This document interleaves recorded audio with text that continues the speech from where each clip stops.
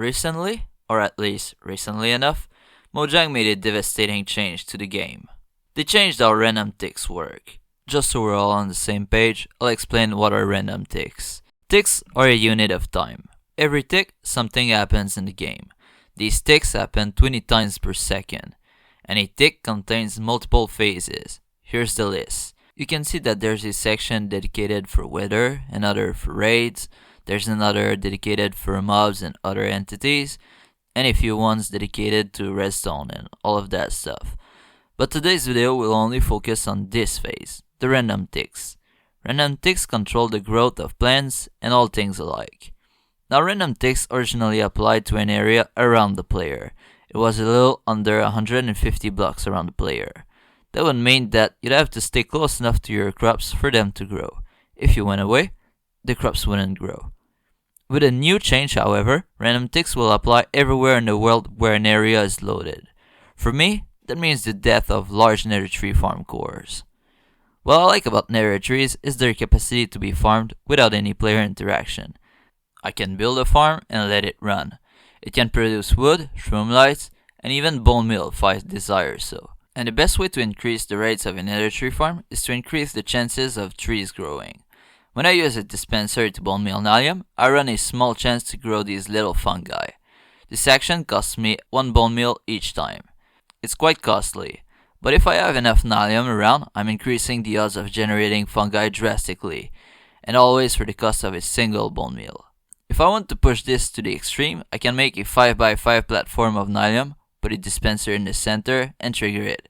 It can grow vegetation on all of the platform.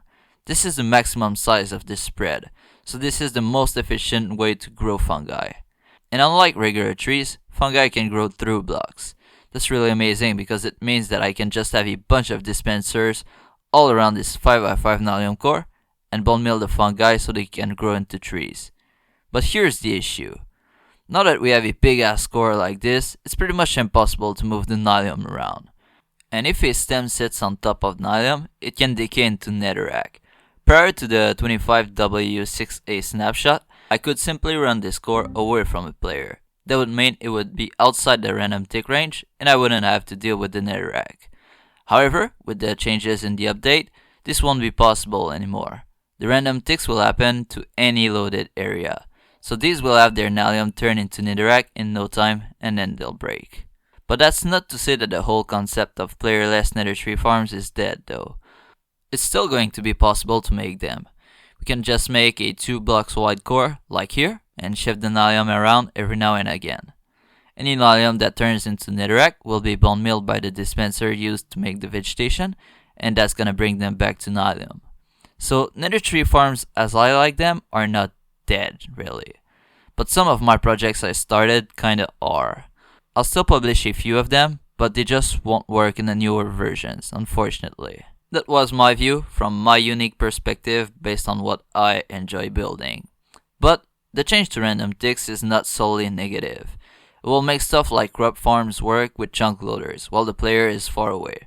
That's nice, I won't lie. It's just not a good change for me, so I thought I'd share my grief about nether tree farms being nerfed.